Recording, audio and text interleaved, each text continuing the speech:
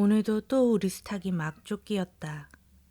내가 점심을 먹고 나무를 하러 갈 양으로 나올 때였다. 산으로 올라서려니까 등 뒤에서 푸드득 푸드득 하고 닭의 횟소리가 야단이다. 깜짝 놀라서 고개를 돌려보니 아니나 다르랴 두 놈이 또 얼리었다. 점순내 스탁이 정절이 작은 우리 스탁을 함부로 해내는 것이다. 그것도 그냥 해내는 것이 아니라 푸드득하고 면도를 쪼고 물러섰다가 좀 사이를 두고 또 푸드득하고 모가지를 쪼았다. 이렇게 멋을 부려가며 여지없이 닦아놓는다. 그러면 이 못생긴 것은 쪼일 적마다 주둥이로 땅을 받으며 그 비명이 킥킥 할 뿐이다. 물론 미처 아물지도 않은 면도를 또 쪼이어 붉은 선혈은 뚝뚝 떨어진다. 이걸 가만히 내려다보자니 내 대강이가 터져서 피가 흐르는 것 같이 두 눈에서 불이 번쩍 난다. 대뜸 지게막대기를 메고 달려들어 점순내 닭을 후려칠까 하다가 생각을 고쳐먹고 헛매질로 떼어만 놓았다. 이번에도 점순이가 쌈을 붙여놨을 것이다. 바짝바짝 내 기를 올리느라고 그랬으면 틀림이 없을 것이다. 고놈의 계집애가 요새로 들어서 왜 나를 못 먹겠다고 그렇게 아르렁거리는지 모른다. 나흘 전 감자 조각만 하더라도 나는 저에게 조금도 잘못한 것은 없다. 계집애가 나무를 캐러 가면 갔지 나 물타리 엮는데 생이질할 것은 뭐냐. 그것도 발소리를 죽여가지고 등 뒤로 살며시 와서 얘, 너 혼자만 일하니? 하고 긴치 않은 수작을 하는 것이다. 어제까지도 저와 나는 이야기도 잘 않고 서로 만나도 본 척만 척하고 이렇게 점잖게 지내던 터이련만 오늘로 갑작스레 대견해졌으면 웬일인가. 황차 망아지만한 계집애가 남 일하는 놈 보고 그럼 혼자 하지 때로 하디? 내가 이렇게 내배하는 소리를 하니까 너 일하기 좋니? 또는 한여름이나 되거든 하지 벌써 울타리를 하니? 잔소리를 두루 늘어놓다가 남이 들을까봐 손으로 입을 틀어막고는 그 속으로 깔깔댄다. 별로 우스울 것도 없는데 날씨가 풀리더니 이놈의 계집애가 미쳤나 하고 의심하였다. 게다가 조금 뒤에는 제 집게를 할끔할끔 돌아보더니 행주치마 속으로 꼈던 바른 손을 뽑아서 나의 턱 밑으로 불쑥 내미는 것이다. 언제 구웠는지 아직도 더운 김이 획 끼치는 굵은 감자 3개가 손에 뿌듯이 쥐었다. 네 집엔 이거 없지? 하고 생색 있는 큰 소리를 하고 제가 준 것을 남이 알면 큰일 날 테니 여기서 얼른 먹어버리란다. 그리고 또 하는 소리가 너 봄감자가 맛있단다. 난 감자 안 먹는다. 너나 먹어라. 나는 고개도 돌리려지 않고 일하던 손으로 그 감자를 도로 어깨너머로 쓱 밀어버렸다. 그랬더니 그래도 가는 기색 없고 뿐만 아니라 새근새근하고 심상치 않게 숨소리가 점점 거칠어진다. 이건 또 뭐야 싶어서 그때서야 비로소 돌아보니 나는 참으로 놀랐다. 우리가 이 동리에 들어온 것은 근 3년째 되어 오지만 여태껏 가무잡잡한 점순이의 얼굴이 이렇게까지 홍당무처럼 새빨개진 법이 없었다. 게다가 눈에 독을 올리고 한참 나를 요렇게 쏘아보더니 나중에는 눈물까지 어리는 것이 아니냐. 그리고 바구니를 다시 집어들더니 이를 꼭 악물고는 엎어질 듯 자빠질 듯 논둑으로 횡혹해 달아나는 것이다. 어쩌다 동리 어른이 너 얼른 시집가야지 하고 웃으면 염려 마셔유. 갈 때 되면 어른이 가려고. 이렇게 천연덕스레 받는 점순이었다. 본디 부끄럼을 타는 계집애도 아니려니와 또한 분하다고 눈에 눈물을 보일 얼병이도 아니다. 분하면 차라리 나의 등허리를 바구니로 한번 모질게 후려세리고 달아날지언정. 그런데 고약한 그 꼴을 하고 가더니 그 뒤로는 나를 보면 아주 잡아먹으려고 귀를 복복 쓰는 것이다. 서로 주는 감자를 안 받아먹은 것이 실례라 하면 주면 그냥 주었지. 네 집엔 이거 없지. 가다 보냐. 그렇잖아도 저희는 마름이고 우리는 그 손에서 배제를 얻어 땅을 붙임으로 일상 굽실거린다. 우리가 이 마을에 들어와 집이 없어서 곤란으로 지낼째 집터를 빌리고 그 위에 집을 또 짓도록 마련해 준 것도 점순네의 후이였다. 그리고 우리 어머니 아버지도 농사 때 양식이 달리면 점순네한테 가서 부지런히 구워다 먹으면서 인품 그런 집은 다시 없으리라고 침이 마르도록 칭찬하곤 하는 것이다.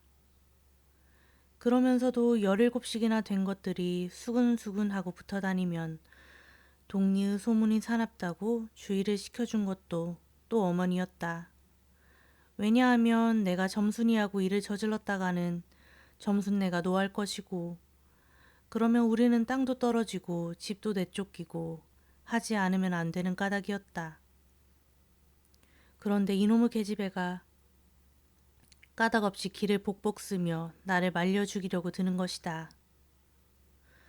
눈물을 흘리고 간 다음날 저녁 나절이었다. 나무를 한 짐 지고 산에 내려오려다 보니까 어디서 닭이 죽는 소리를 친다. 이거 네 집에서 닭을 잡나? 하고 점순네 울 뒤로 돌아오니까 나는 고만 눈이 둥그레졌다. 점순이가 저희 집 봉당에 홀로 걸터 앉았는데 이게 치마 앞에다가 우리 씨암탉을 꼭 붙들어 놓고는 이놈의 닭 죽어라 죽어라 요렇게 안팡스레 패주는 것이 아닌가. 그것도 대가리나 치면 모른다마는 아주 알도 못 낳으라고 그 볼기짝개를 주먹으로 콕콕 쥐어박는 것이다. 나는 눈에 쌍심지가 오르고 사지가 부르르 떨렸으나 사방을 한번 휘 돌아보고 나서야 그제야 점순이 집에 아무도 없음을 알았다. 잡은 참 지게 막대기를 들어 울타리 중턱을 후려치며 이놈의 계집애 남의 닭알 못 낳으라고 그러니? 하고 소리를 빽 질렀다. 그러나 점순이는 조금도 놀라는 기색이 없고 그대로 의젓이 앉아서 제 닭을 가지고 하듯이 또 죽어라 죽어라 하고 패는 것이다. 이걸 보면 내가 산에 내려올 때를 겨냥해가지고 미리부터 닭을 잡아가지고 있다가 너 보란 듯이 내 앞에서 죄지르고 있음이 확실하다. 그러나 나는 그렇다고 남의 집에 뛰어들어가 계집애하고 싸울 수도 없는 노릇이고 형편이 썩 불리함을 알았다. 그래, 닭이 맞을 적마다 지게 막대기로 울타리나 후려칠 수밖에 별도리가 없었다. 왜냐하면 울타리를 치면 칠수록 울섭이 물러앉아 뼈대만 남기 때문이다. 하나 아무리 생각하여도 나만 미치는 노릇이다. 야 이년아, 남의 닭을 아주 죽일 터이냐?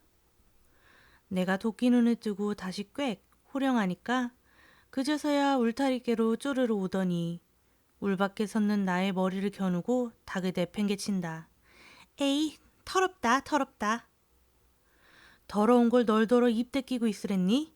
망할 계집애년 같으니. 하고 나도 더럽단 듯이 울타리께를 힝하니 돌아내리며 약이 오를 대로 다 올랐다. 라고 하는 것은 암탉이 풍기는 서슬에 나의 이마빼기에다가 물지똥을 찍 갈겼는데 그걸 본다면 알집만 터졌을 뿐 아니라 골병은 단단히 든 듯 싶다. 그리고 나의 등 뒤를 향하여 나에게만 들릴 듯 말 듯한 음성으로 이 바보 녀석아. 예, 너 베넷병신이지? 그만도 좋으련만. 예, 너 네 아버지가 고자라지? 뭐? 우리 아버지가 그래 고자야? 할 양으로 열병거지가 나서 고개를 획 돌리어 바라봤더니 그때까지 울타리 위로 나와 있어야 할 점순이 대가리가 어디 갔는지 보이지 않는다. 그러다 돌아서서 오자면 아까의 한 욕을 울타리 밖으로 또 퍼붓는 것이다. 욕을 이토록 먹어가면서도 대거리 한마디 못하는 걸 생각하니 돌뿌리에 채여 발톱밑이 터지는 것도 모를 만치 분하고 급기야는 두 눈에 눈물까지 불끈 내솟는다. 그러나 점순이의 치매는 이것뿐만이 아니다. 사람들이 없으면 틈틈이 제 집 수탉을 몰고 와서 우리 수탉과 쌈을 붙여놓는다. 제 집 수탉은 썩 험상궂게 생기고 쌈이라면 회를 치는 고로 을에 이길 것을 알기 때문이다. 그래서 툭하면 우리 수탉이 면두며 눈깔이 피로 흐드르하게 되도록 해놓는다. 어떤 때는 우리 수탉이 나오질 않으니까 요놈의 계집애가 모이를 쥐고 와서 꿰어내다가 쌈을 붙인다. 이렇게 되면 나도 다른 배차를 차리지 않을 수 없다. 하루는 우리 수탉을 붙들어 가지고 넌지시 장독개로 갔다. 쌈닭에게 고추장을 먹이면 병든 황소가 살무살을 먹고 용을 쓰는 것처럼 기운이 뻗친다 한다. 장독에서 고추장 한 접시를 떠서 닭 주둥아리께로 들이밀고 먹여보았다. 닭도 고추장의 맛에 들였는지 거스르지 않고 거진 반 접시나 턱이나 곧잘 먹는다. 그리고 먹고 금세는 용을 못 쓸 터이므로 얼마쯤 기운이 돌도록 횟 속에다 가두어 두었다. 밭에 두엄을 두어짐 전해고 나서 쉬이참에 그 닭을 안고 밖으로 나왔다. 마침 밖에는 아무도 없고 점순이만 저희 울 안에서 헌옷을 뜯는지 혹은 솜을 터는지 웅크리고 앉아서 일을 할 뿐이다. 나는 점순네 수탉이 노는 밭으로 가서 닭을 내려놓고 가만히 맥을 보았다. 두 닭은 여전히 얼리어 쌈을 하는데 처음에는 아무 보람이 없다. 멋지게 쪼이는 바람에 우리 닭은 또 피를 흘리고 그러면서도 날개 축지만 푸드득 푸드득 하고 올라뛰고 뛰고 할 뿐이므로 제법 한번 쪼아보도 못한다. 그러나 한 번은 어쩐 일인지 용을 쓰고 펄쩍 뛰더니 발톱으로 눈을 하비고 내려오며 면두를 쪼았다. 큰 닭도 여기에는 놀랐는지 뒤로 멀시라며 물러난다. 이 기회를 타서 작은 우리 수탉이 또 날쌔게 덤비어들어 다시 면두를 쪼니 그제는 감때 사나운 그 대강이에서도 피가 흐르지 않을 수 없었다. 옳다 알았다. 고추장만 먹이면 되는구나 하고 속으로 아주 쟁그라워 죽겠다. 그때에는 뜻밖의 내가 닭쌈을 붙여놓는데 놀라서 울 밖으로 내다보고 섰던 점순이도 입맛이 쓴지 눈살을 찌푸렸다. 나는 두 손으로 볼기짝을 두드리며 연방 잘한다 잘한다 하고 신이 머리끝까지 뻗치었다.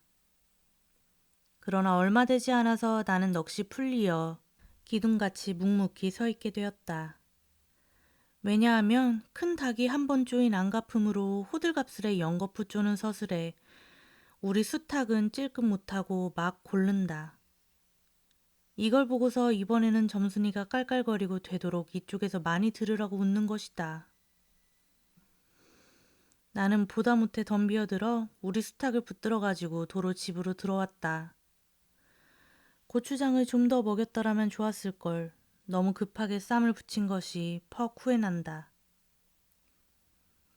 장독개로 돌아와서 다시 턱 밑에 고추장을 들이댔다. 흥분으로 말미암아 그런지 당최 먹질 않는다. 나는 할 일 없이 닭을 반드시 누이고 그 입에다 권련 물뿌리를 물리었다. 그리고 고추장 물을 타서 그 구멍으로 조금씩 들이부었다. 닭은 좀 괴로운지 킥킥 하고 재채기를 하는 모양이나 그러나 당장의 괴로움은 매일같이 피를 흘리는데 될 게 아니라 생각하였다. 그러나 한두 종지가량 고추장물을 먹이고 나서는 나는 그만 풀이 죽었다. 싱싱하던 닭이 왜 그런지 고개를 살며시 뒤틀고는 소나기에서 뻗어지는 것이 아닌가. 아버지가 볼까 봐서 얼른 회에다 감추어 두었더니 오늘 아침에서야 겨우 정신이 든 모양 같다. 그랬던 걸 이렇게 오다 보니까 또 쌈을 붙여놓으니 이 망할 계집애가 필연 우리 집에 아무도 없는 틈을 타서 제가 들어와 회에서 꺼내가지고 나간 것이 분명하다. 나는 다시 닭을 잡아다 가두고 염려는 스러우나 그렇다고 산으로 나무를 하러 가지 않을 수도 없는 형편이었다. 소나무 삭정이랬다며 가만히 생각해보니 암만 해도 고년의 목쟁이를 돌려놓고 싶다.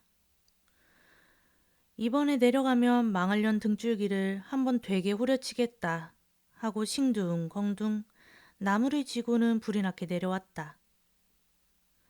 거지반 집에 다 내려와서 나는 호두기 소리를 듣고 발이 딱 멈추었다. 산기슭에 널려있는 굵은 바윗돌 틈에 노란 동백꽃이 소부록하니 깔리었다. 그 틈에 끼어 앉아서 점순이가 청승맞게 호두기를 불고 있는 것이다. 그보다 더 놀란 것은 그 앞에서 또 푸드득 푸드득 하고 들리는 닭의 횟소리다. 피량코 요년이 나의 약을 올리느라고 또 닭을 집어내다가 내가 내려올 길목에다가 쌈을 시켜놓고 저는 그 앞에 앉아서 천연스레 호두기를 불고 있음이 틀림없으리라. 나는 약이 오를 대로 올라서 두 눈에서 불과 함께 눈물이 퍽 쏟아졌다. 나무 지게도 벗어놓을 새 없이 그대로 내동댕이 치고는 지게 막대기를 뻗치고 허둥지둥 달려들었다. 가까이 와보니 과연 나의 짐작대로 우리 스탁이 피를 흘리고 거의 빈사지경에 이르렀다. 닭도 닭이려니와 그러함에도 불구하고 눈 하나 깜짝없이 고대로 앉아서 호두기만 부는 그 꼴에 더욱 치가 떨린다. 동리에서도 소문이 났거니와 나도 한때는 걱실걱실이 일 잘하고 얼굴 예쁜 계집인 줄 알았더니 시방 보니까 그 눈깔이 꼭 여우새끼 같다. 나는 대뜸 달려들어서 나도 모르는 사이에 큰 수탉을 단매로 때려 엎었다. 닭은 푹 엎어진 채 다리 하나 꼼짝 못하고 그대로 죽어버렸다. 그리고 나는 멍하니 섰다가 점순이가 매섭게 눈을 홉뜨고 닥치는 바람에 뒤로 벌렁 나자빠졌다. 이놈아, 너 왜 남의 닭을 때려 죽이니? 그럼 어때? 하고 일어나다가 뭐 이 자식아? 누집 닭인데? 하고 복장을 떼미는 바람에 다시 벌렁 자빠졌다. 그리고 나서 가만히 생각하니 분하기도 하고 무안스럽고 또 한편 일을 저질렀으니 이제 땅도 떨어지고 집도 내쫓기고 해야 될지도 모른다. 나는 비슬비슬 일어나며 소매자락으로 눈을 가리고는 얼김에 엉 하고 울음을 놓았다. 그러다 점순이가 앞으로 다가와서 그럼 너희 잠부터는 안 그럴 테냐? 하고 물을 때에야 비로소 살 길을 찾는 듯 싶었다. 나는 눈물을 우선 씻고 뭘 안 그러는지 명색도 모르건만 그래 하고 무턱대고 대답하였다. 요 다음부터 또 그래봐라. 내 자꾸 못살게 굴 테니. 그래. 인젠 안 그럴 테야. 닭 죽은 건 염려 마라. 내 안 이를 테니. 그리고 멋에 떠다 밀렸는지 나의 어깨를 짚은 채 그대로 퍽 쓰러진다. 그 바람에 나의 몸뚱이도 겹쳐서 쓰러지며 한창 피어 퍼들어진 노란 동백꽃 속으로 폭 파묻혀버렸다. 알싸한 그리고 향긋한 그 냄새에 나는 땅이 꺼지는 듯 온 정신이 고만 아찔하였다. 너 말 마라. 그래. 조금 있더니 요 아래에서 점순아! 점순아! 인연이 바른질하다 말고 어딜 갔어? 하고 어딜 갔다 온 듯 싶은 그 어머니가 역정이 대단히 났다. 점순이가 겁을 잔뜩 집어먹고 꽃밑을 살금살금 산 아래로 나는 바위를 산 위로 집 빼지 않을 수